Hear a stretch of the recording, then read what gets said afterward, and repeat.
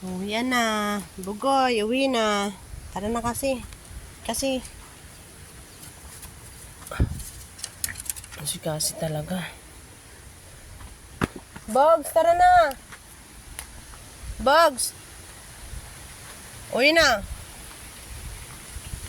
Yung pa, ayaw pang ano. Halika na, Bugs. Bye-bye. Uwi na naman.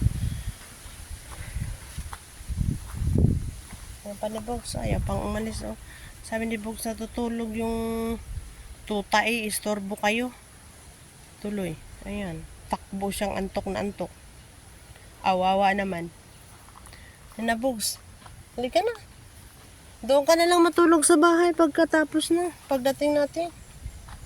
Yan o. Wawa naman ang bugoy ko. Kasi pag pinalakad ko si Cassie, bukas tayo ng madaling araw makakarating. Dali, sunod ka kay Papa. Bilisin mo. Bugs. Malago na rin dito. Oh.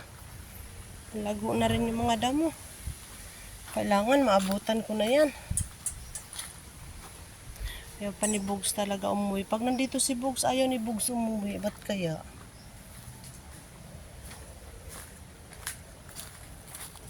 Bilisan mo na, Bugoy. Mauna ka sa akin, Bugs. Sunod ka kay Papa. Ayaw niya pa kasing umuwi. Gusto pa niya matulog. Dito ang daan. Bugs! Psst! Nagwiwi. Nagwiwi, Papa.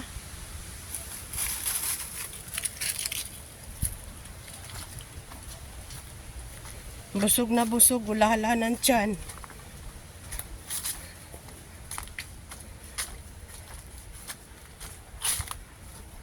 Kawawa naman ang bugoy namin. Gusto pang matulog. Kaya lang. Kailangan lang umuwi. Mamaya bumuhos pa ang ulan na malakas. Itong amin namang dalagang kasyan.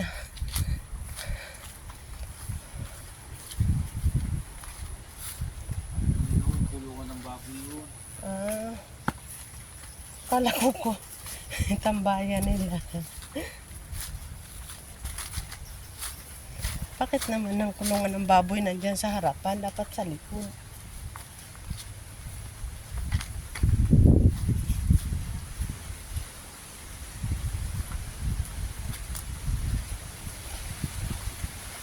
Lakad ng Pogs.